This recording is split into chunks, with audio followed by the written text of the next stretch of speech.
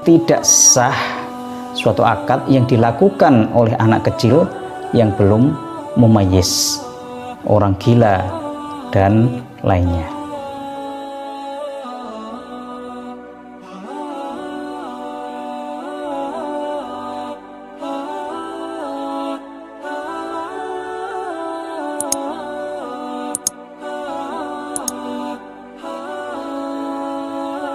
Assalamualaikum warahmatullahi wabarakatuh. Alhamdulillahi wa kafa, wassalatu wassalamu ala rasulillahi mustafa wa ala alihi wa sahbihi ahlil wafa. Rabbi syrah li sadri wa yassir li amri wahlul 'uqdatam min lisani yafqahu qawli, amma ba'd. Ma'asyiral muslimin, pecinta ilmu yang dimuliakan Allah Subhanahu wa Ta'ala, pada kesempatan ini kita akan membahas satu tema yang sangat penting, yaitu mengenal akad dalam fikih. Ma'asyiral muslimin, pecinta ilmu yang dimuliakan Allah Subhanahu wa Ta'ala, kita buka dulu kajian kita dengan membaca Bismillahirrahmanirrahim. Dalam bermasyarakat, manusia selalu berhubungan satu sama lain, disadari atau tidak, untuk mencukupkan kebutuhan hidupnya. Dari situ, manusia melakukan berbagai macam transaksi dengan pihak-pihak lain dengan menggunakan bermacam-macam akad yang kita kenal dalam fikih. Ma'asyiral muslimin, pecinta ilmu yang dimuliakan Allah Subhanahu wa Ta'ala, dalam pembahasan kita kali ini kita akan membahas beberapa hal berkaitan dengan akad. Yang pertama, membahas tentang pengertian akad. Kemudian membahas tujuan akad dan macam-macam akad. Kemudian membahas tentang syarat-syarat terjadinya akad. Kemudian membahas juga tentang mani' nafadz, penghalang terjadinya akad. Kemudian kita akan membahas juga tentang akad yang sah, akad yang batal, dan akad yang cacat atau rusak. Ma'asyiral muslimin, pecinta ilmu yang dimuliakan Allah Subhanahu wa Ta'ala, akad adalah suatu perikatan antara ijab dan qabul dengan cara yang dibenarkan syarak, yang menetapkan adanya akibat-akibat hukum pada objeknya. Dengan kita memperhatikan definisi ini, dapatlah kita mengatakan bahwa akad itu suatu amal iradi mushtarak yaqumu ala at-taradi, suatu perbuatan yang sengaja dibuat oleh dua orang berdasarkan persetujuan masing-masing. Akad itu mengikat pihak-pihak dengan beberapa hukum syarak, yaitu hak dan iltizam yang diwujudkan oleh akad. Dan akad itu terbentuk dengan adanya dua aqid yang dinamakan tharafail aqd, dua pihak akad. Adanya mahallul aqdi yang dinamakan ma'qud alaih. Adanya maudhu' al-aqdi atau tujuan akad. Dan adanya rukun akad. Ma'asyiral muslimin, pecinta ilmu yang dimuliakan Allah Subhanahu wa Ta'ala. Kemudian apa rukun akad itu? Ulama mazhab Hanafi berpendapat bahwa rukun akad itu adalah ijab dan qabul. Adapun orang yang melakukan akad atau hal-hal lainnya yang menunjang terjadinya akad tidak dikategorikan sebagai rukun, sebab keberadaannya sudah pasti. Sedangkan ulama selain mazhab Hanafi berpendapat bahwa akad mempunyai 3 rukun. Pertama, aqid, orang yang berakad. Kedua, ma'qud alaih, barangnya. Yang ketiga, sighat, ijab qabul. Ma'asyiral muslimin, pecinta ilmu yang dimuliakan Allah Subhanahu wa ta'ala. Kemudian kita akan jelaskan sedikit tentang rukun akad ini. Yang pertama adalah aqid, orang yang berakad. Keberadaannya sangat penting sebab tidak dapat dikatakan akad jika tidak ada aqid. Begitu pula tidak akan terjadi ijab dan qabul tanpa adanya aqid. Secara umum, aqid disyaratkan harus ahli dan memiliki kemampuan untuk melakukan akad atau mampu untuk menjadi pengganti orang lain jika dia menjadi wakil. Ulama Hanafiyah dan Malikiyah mensyaratkan aqid harus berakal, sudah mumayyiz, anak yang agak besar yang pembicaraannya dan jawabannya dapat dipahami serta berumur 7 tahun. Oleh karena itu dipandang tidak sah suatu akad yang dilakukan oleh anak kecil yang belum mumayyiz, orang gila dan lainnya. Menurut ulama Syafi'iyah dan Hanabilah, aqid harus baligh, terkena perintah syarak, berakal, telah mampu memelihara agama dan hartanya. Namun dalam mazhab Hambali dibolehkan anak yang mumayyiz yang belum baligh melakukan akad atas izin orang tuanya atau walinya. Ma'asyiral muslimin, pecinta ilmu yang dimuliakan Allah Subhanahu wa ta'ala. Kemudian yang kedua adalah ma'qud alaih atau barang, objek dari akad itu. Barang tersebut dapat berbentuk harta benda seperti barang dagangan, benda bukan harta seperti dalam akad pernikahan, dan dapat pula berbentuk suatu kemanfaatan seperti dalam masalah upah mengupah. Dalam Islam tidak semua barang dapat dijual belikan atau menjadi objek akad, misalnya minuman keras. Oleh karena itu fuqaha, para ahli fikih menetapkan 4 syarat dalam objek akad ini. Yang pertama, ma'qud alaih, ada ketika akad. Jadi barangnya harus ada ketika akad itu. Berdasarkan syarat ini, barang yang tidak ada ketika akad tidak sah dijadikan objek akad. Seperti jual beli sesuatu yang masih dalam tanah, atau menjual anak kambing yang masih dalam kandungan induknya. Namun demikian, masih ada perbedaan ulama atas barang yang tidak tampak ketika akad. Ulama Hanafi dan Syafi'i melarang secara mutlak berbagai urusan atas barang yang tidak tampak, kecuali dalam beberapa hal saja yang diperbolehkan, seperti upah mengupah, menggarap tanah, dan lainnya.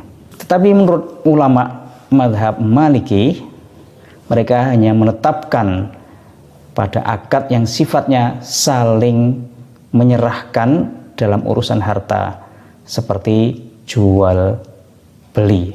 Adapun pada akad yang bersifat tabarru' atau sosial seperti hibah, sedekah, dan lainnya, mereka tidak mensyaratkan syarat ini. Sedangkan ulama Hambali tidak menggunakan syarat ini, tetapi menganggap cukup atas larangan syarat terhadap beberapa akad. Ma'asyiral muslimin yang dimuliakan Allah Subhanahu wa ta'ala. Kemudian syarat objek akad berikutnya adalah bahwa objek akad itu harus suci. Maka tidak sah melakukan transaksi terhadap barang yang najis. Kemudian syarat berikutnya ma'qud alaih atau objek akad harus sesuai ketentuan syara'. Ulama fikih sepakat bahwa barang yang dijadikan objek akad harus sesuai dengan ketentuan syara'. Oleh karena itu, dipandang tidak sah atas akad yang dilakukan terhadap barang-barang yang diharamkan seperti bangkai, minuman keras, dan lain-lain. Kemudian syarat berikutnya adalah dapat diberikan pada waktu akad. Ulama sepakat bahwa barang yang dijadikan akad harus dapat diserah terimakan ketika akad. Dengan demikian, ma'qud alaih yang tidak dapat diserahkan pada waktu akad seperti jual beli burung yang ada di udara, harta yang diwakafkan, dan lain sebagainya. Tetapi dalam akad tabarruk atau derma, menurut Imam Maliki diperbolehkan, seperti hibah atas barang yang kabur dan lain-lain. Kemudian rukun berikutnya adalah sighah atau ijab qabul. Menurut ulama Hanafi, ijab adalah penetapan perbuatan yang menunjukkan keridhaan yang diucapkan oleh orang yang pertama. Sedangkan qabul adalah perkataan orang setelah orang yang mengatakan ijab yang menunjukkan keridhaan atas ucapan orang yang pertama. Sedangkan menurut ulama selain mazhab Hanafi, mereka berpendapat bahwa ijab adalah pernyataan yang keluar dari orang yang mengeluarkan benda, baik yang dikatakan orang yang pertama atau yang kedua. Sedangkan qabul adalah pernyataan dari orang yang menerima barang. Ma'asyiral muslimin, pecinta ilmu yang dimuliakan Allah Subhanahu wa taala. Kemudian ada metode-metode dalam ijab qabul ini. Yang pertama, akad dengan ucapan. Akad dengan ucapan adalah sighah yang paling banyak digunakan oleh orang sebab paling mudah dan cepat dipahami. Tentu saja kedua belah pihak harus mengerti ucapan masing-masing serta menunjukkan keridhaannya. Kemudian akad dengan perbuatan. Terkadang tidak digunakan ucapan, tetapi dengan perbuatan yang menunjukkan saling meridhai. Misalnya penjual memberikan barang dan pembeli memberikan uangnya. Hal ini sudah umum terjadi pada masa sekarang. Dalam persoalan ini, ulama menanggapi dengan berbeda pendapat. Di antaranya yaitu ulama Hanafiyah dan Hanabilah membolehkan akad dengan perbuatan terhadap barang-barang yang sudah diketahui secara umum oleh manusia. Jika belum diketahui, akad seperti itu dianggap batal. Sedangkan dalam mazhab Maliki dan pendapat awal Imam Ahmad membolehkan akad dengan perbuatan jika jelas menunjukkan kerelaan serta barang tersebut diketahui secara umum maupun tidak diketahui kecuali akad pernikahan. Pendapat yang ketiga yaitu pendapat mazhab Syafi'i, Syiah, dan Dhahiriyah. Mereka berpendapat bahwa akad dengan perbuatan tidak dibenarkan karena tidak ada petunjuk yang kuat pada akad tersebut. Selain itu, keridhaan adalah sesuatu yang samar yang tidak diketahui kecuali dengan ucapan. Hanya golongan ini memperbolehkan ucapan baik secara sharih ataupun secara kinayah atau kiasan. Jika terpaksa boleh pula dengan isyarat. Kemudian akad dengan tulisan. Akad ini diperbolehkan baik bagi orang yang mampu berbicara ataupun tidak. Akad dengan tulisan tersebut harus jelas, tampak, dan dapat dipahami oleh keduanya. Sebab tulisan sebagaimana dalam kaidah fiqhiyah, tulisan sebagai perintah. Ma'asyiral muslimin, pecinta ilmu yang dimuliakan Allah Subhanahu wa taala. Kemudian tujuan akad. Tujuan akad memperoleh tempat penting untuk menentukan apakah suatu akad dipandang sah atau tidak, dipandang halal atau haram. Seperti yang dibicarakan mengenai hubungan niat dan perkataan dalam akad. Apabila akad harus mempunyai tujuan agar akad itu dapat dipandang sah dan mempunyai akibat-akibat hukum, maka diperlukan adanya syarat-syarat tujuan sebagaimana berikut. Yang pertama, tujuan akad tidak merupakan kewajiban yang telah ada atas pihak-pihak yang bersangkutan tanpa akad yang diadakan. Tujuan hendaknya baru ada pada saat akad diadakan. Misalnya akad ijarah. Di sini berarti perjanjian kerja yang diadakan antara suami istri untuk melakukan pekerjaan rumah tangga. Akad ini tidak sah sebab tujuan akad telah menjadi kewajiban istri menurut ketentuan agama tanpa adanya akad ijarah tersebut. Kemudian syarat berikutnya adalah tujuan harus berlangsung adanya hingga berakhirnya pelaksanaan akad. Misalnya dalam akad sewa menyewa rumah dalam jangka 2 tahun. Tujuan akad adalah untuk mengambil manfaatnya, dapat menjadi tempat tinggal. Kemudian syarat berikutnya adalah tujuan akad harus dibenarkan syarak. Jika syarat ini tidak dipenuhi, akad dinyatakan tidak sah, seperti akad riba. Ma'asyiral muslimin, pecinta ilmu yang dimuliakan Allah Subhanahu wa taala. Kemudian kita membahas tentang penggolongan akad atau macam-macam akad. Pertama, dilihat dari segi ada atau tidaknya tasmiyah atau penamaan pada akad tersebut dalam syariah. Maka akad ditinjau dari segi ini dibagi menjadi uqud musammah, yaitu akad-akad yang telah ditetapkan syarak dan diberikan hukum-hukumnya seperti jual beli, hibah, ijarah, syirkah, dan lain-lain. Yang kedua adalah uqud ghairu musammah, yaitu akad-akad yang belum diberikan istilah-istilah dan belum ditetapkan hukumnya. Ma'asyiral muslimin, pecinta ilmu yang dimuliakan Allah Subhanahu wa taala. Kemudian dilihat dari segi disyariatkannya akad atau tidak. Akad dibagi menjadi 2, yaitu uqud masyru'ah dan uqud mamnu'ah. Uqud masyru'ah adalah akad-akad yang dibenarkan syarak dan diizinkannya. Misalnya jual beli, jual harta yang ada harganya, dan termasuk juga hibah dan rohon. Kemudian uqud mamnu'ah, yaitu akad-akad yang dilarang syarak, seperti menjual anak binatang yang masih dalam kandungan, yang dalam bahasa Arab dikatakan bai' malaqih atau bai' madhamin, yang dikenal di masa jahiliyah. Kemudian dilihat dari segi sah tidaknya akad.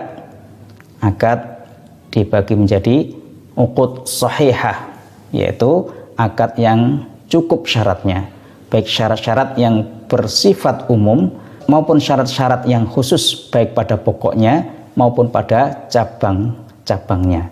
Contohnya seperti menjual sesuatu dengan harga sekian kalau kontan dan sekian kalau hutang. Yang kedua adalah uqud fasidah, akad-akad yang cedera, yang tidak sempurna, yakni terdapat padanya sebagian syarat yang berpautan dengan bukan hukum pokok.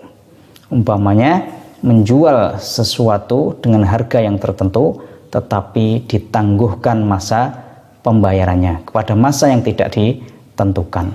Yang kedua adalah uqud fasidah, yaitu akad-akad yang cedera, yang tidak sempurna, yakni terdapat sebagian syarat yang berpautan dengan bukan hukum pokok. Misalnya menjual sesuatu dengan harga yang tertentu tetapi ditangguhkan masa pembayarannya sampai masa yang tidak ditentukan. Kemudian dilihat dari sifat bendanya, akad dibagi menjadi dua, yaitu uqud ainiyah dan uqud ghairu ainiyah. Uqud ainiyah yaitu yang disyaratkan untuk kesempurnaannya menyerahkan barang-barang yang dilakukan akad terhadapnya. Sedangkan uqud ghairu ainiyah yaitu akad-akad yang hasil yang bisa terjadi dengan semata-mata akad dilakukan. Kemudian dilihat dari bentuk atau cara melakukan akad dibagi menjadi dua, yaitu akad-akad yang harus dilaksanakan dengan upacara tertentu, yaitu ada saksi seperti pernikahan. Kemudian uqud ridhaiyah, yaitu akad-akad yang tidak memerlukan upacara, yang apabila terjadi persetujuan kedua belah pihak telah menghasilkan akad, seperti kebanyakan akad. Kemudian dilihat dari berlaku tidaknya akad, maka akad dibagi menjadi dua, yaitu uqud nafidah, yaitu terlepasnya dari suatu penghalang sahnya akad, dan uqud mauqufah, yaitu akad-akad yang berpautan dengan persetujuan, seperti akad fuduli, akad-akad mauquf, karena berlakunya akad ini adalah setelah disetujui oleh yang bersangkutan atau si pemilik harta. Akad fuduli adalah melakukan akad pada barang milik orang lain. Kemudian dilihat dari luzum dan dapat difasahnya akad dibagi menjadi 4 macam, yaitu akad lazim tidak dapat difasah dengan jalan iqalah, yaitu aqduz zawaj, itu akad nikah. Kemudian uqud lazimah bihaqqil tarfain, yaitu akad yang lazim, yang mengikat tapi dapat difasah dengan iqalah atas persetujuan kedua belah pihak, seperti jual beli, sulh, perdamaian, dan lain-lain. Kemudian uqud lazimah bihaqqi ahadit tarfain, itu akad yang mengikat yang menjadi hak salah satu pihak, seperti rohon atau gadai dan kafalah, akad jaminan. Kemudian uqud lazimah bihaqqi kilat tarfain, yaitu akad yang boleh ditarik oleh masing-masing pihak tanpa menunggu persetujuan pihak yang kedua, seperti ida, titipan, i'arah, pinjaman, dan wakalah. Ma'asyiral muslimin, pecinta ilmu yang dimuliakan Allah Subhanahu wa taala, kemudian dilihat dari segi tukar menukar hak, akad dibagi menjadi uqud muawadah, uqud tabarru'at, dan uqud yang mengandung tabarru' pada permulaannya dan menjadi muawadah pada akhirnya. Uqud muawadah adalah akad-akad yang berlaku atas dasar timbal balik, seperti jual beli, sewa menyewa, suluh dengan harta, atau suluh terhadap harta dengan harta. Kemudian uqud tabarru'at yaitu akad-akad yang berdasarkan pemberian dan pertolongan, seperti hibah dan i'arah. Kemudian ada juga akad yang mengandung tabarruk pada permulaannya tetapi menjadi muawadhah pada akhirnya, seperti qard dan kafalah. Qard hutang piutang dan kafalah jaminan. Ma'asyiral muslimin yang dimuliakan Allah Subhanahu wa taala, kemudian dilihat dari harus dibayar ganti dan tidaknya, akad dibagi menjadi akad dhaman, yaitu tanggung jawab pihak kedua sesudah barang-barang itu diterimanya, seperti jual beli, iqalah, qismah, qard, dan yang lainnya. Kemudian ada uqud amanah, yaitu tanggung jawab dipikul oleh yang punya, bukan oleh yang memegang barang, yaitu ida, titipan, i'arah, pinjaman, syirkah, wakalah, dan wasaya.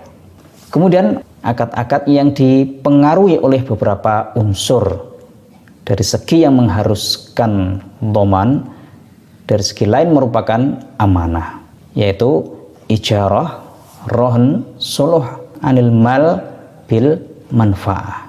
Ma'asyiral muslimin, pecinta ilmu yang dimuliakan Allah Subhanahu wa taala. Kemudian dilihat dari segi tujuan akad. Akad dibagi menjadi beberapa macam, yaitu yang tujuannya atau ghayahnya tamlik, untuk kepemilikan seperti bai', mudharabah. Dan juga akad yang tujuannya mengokohkan kepercayaannya saja atau tautsik seperti rohn dan kafalah. Dan juga ada akad yang tujuannya menyerahkan kekuasaan seperti wakalah dan wasaya.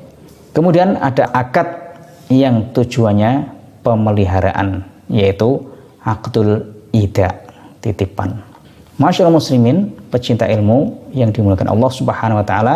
Kemudian dilihat dari segera berlakunya dan terus-menerus berlakunya, tidak habis pada waktu akad itu, maka akad dibagi menjadi uqud fauriyah, yaitu akad-akad yang pelaksanaannya tidak memerlukan waktu yang lama seperti jual beli, dan uqud mustamirrah, yaitu akad-akad yang pelaksanaannya memerlukan waktu yang menjadi unsur asasi dalam pelaksanaannya seperti ijarah. Ma'asyiral muslimin, pecinta ilmu yang dimuliakan Allah Subhanahu wa taala. Kemudian dilihat dari segi asliyah dan tabaiyah, akad dibagi menjadi dua, yaitu uqud asliyah dan uqud tabaiyah. Uqud asliyah adalah segala akad yang berdiri sendiri, tidak memerlukan kepada adanya sesuatu urusan lain, misalnya jual beli, ijarah, dan lain-lain. Sedangkan uqud tabaiyah, yaitu segala akad yang berpautan wujudnya pada adanya sesuatu yang lain, misalnya rohn dan kafalah. Ma'asyiral muslimin yang dimuliakan Allah Subhanahu wa taala. Kemudian kita akan membahas tentang syarat-syarat dalam mengadakan akad. Akad terdiri dari aqidain, dua orang akid, mahallul aqdi, objek akad, mawdu'ul aqdi, tujuan akad, dan sighah, ijab, qabul. Masing-masing dari pembentukan akad ini mempunyai syarat yang ditentukan, syarat wajib dipenuhi supaya akad itu menjadi sempurna. Masyaallah muslimin yang dimuliakan Allah Subhanahu wa taala. Kemudian syarat-syarat dalam mengadakan akad ada dua macam. Pertama, syarat-syarat yang bersifat umum, yaitu syarat-syarat yang wajib sempurna wujudnya dalam segala hal macam akad. Yang kedua adalah syarat-syarat yang sifatnya khusus, yaitu syarat-syarat yang disyaratkan wujudnya dalam sebagian akad, tidak diwajibkan pada sebagian yang lain. Syarat-syarat umum itu adalah yang pertama, ahliyatul aqidaini, kedua belah pihak cakap berbuat. Yang kedua adalah qabiliyatu mahallil aqdi li hukmihi, yang dijadikan objek akad dapat menerima hukumnya. Yang ketiga adalah al-wilayatus syar'iyyah fi mawdu'il aqdi, akad itu diizinkan oleh syarak dilakukan oleh orang yang mempunyai hak melakukannya, walaupun dia bukan si akid sendiri. Kemudian syarat berikutnya adalah alla yakunal aqdu mamnu'an binassin syar'iyyin, bahwa akad itu tidak dilarang dalam syarak. Kemudian syaratnya adalah kaunul aqdi mufidan, akad itu memberi faedah. Syarat berikutnya yaitu baqa'u al-ijab salihan ila mauqi'il qabul, ijab itu berjalan terus, tidak dicabut sebelum terjadi qabul.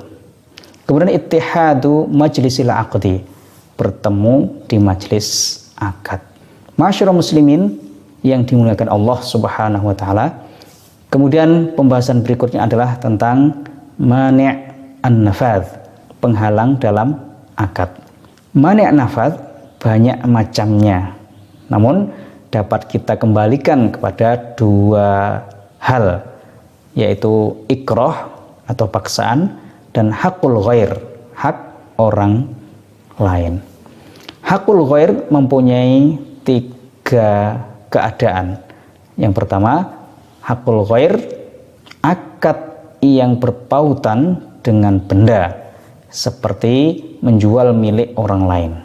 Kedua, berpautan dengan maliyah benda objek akad, bukan dengan benda atau ainnya, hanya dengan maliyahnya, seperti tasarruf atau perbuatan hukum si madin, orang yang berhutang, yang tidak mahjur, yang tidak ditahan, yang menimbulkan kerugian pihak lain lantaran hak-hak si dain, orang yang memberi hutang, berpautan dengan maliyah benda itu, bukan dengan zatnya benda itu. Yang ketiga, berpautan dengan dapat tidaknya tasarruf itu sendiri, bukan dengan benda, yang dikatakan dalam istilah solahiyatu at-tasarruf, boleh bertasarruf, seperti tasarruf si mahjur alaih, tasarrufnya orang yang ditahan, baik karena masih kecil maupun karena safih, boros. Ma'asyiral muslimin yang dimuliakan Allah Subhanahu wa taala, berikutnya pembahasan tentang akad sah, akad batal, dan akad cacat atau rusak. Akad sah, suatu akad dinamakan akad sah apabila terjadi pada orang-orang yang berkecakapan. Objeknya dapat menerima hukum akad, dan akad itu tidak terdapat hal-hal yang menjadikannya dilarang syara'. Dengan kata lain, akad sah adalah akad yang dibenarkan syara', ditinjau dari rukun-rukunnya maupun pelaksanaannya. Dalam akad sah, ketentuan-ketentuan yang merupakan akibat hukumnya terjadi dengan seketika, kecuali jika ada syarat lain. Misalnya dalam akad jual beli yang sah setelah terjadi ijab qabul. Kemudian akad batal. Suatu akad dinamakan akad batal apabila terjadi pada orang-orang yang tidak memenuhi syarat-syarat kecakapan atau objeknya tidak dapat menerima hukum akad, hingga dengan demikian pada akad itu terdapat hal-hal yang menjadikannya dilarang syara'. Dengan kata lain, akad batal adalah akad yang tidak dibenarkan syara', ditinjau dari rukun-rukunnya maupun cara pelaksanaannya. Akad batal dipandang tidak pernah terjadi menurut hukum, meskipun secara material pernah terjadi, yang oleh karenanya tidak mempunyai akibat hukum sama sekali. Misalnya, akad jual beli yang dilakukan oleh anak kecil sebelum mumayyiz, atau oleh orang yang sakit gila dan sebagainya, atau oleh anak setelah mumayyiz dalam hal nyata-nyata merugikannya. Akad tersebut dipandang batal karena hilangnya salah satu segi rukun akad, yaitu kecakapan orang yang melakukannya. Kemudian akad yang cacat atau rusak.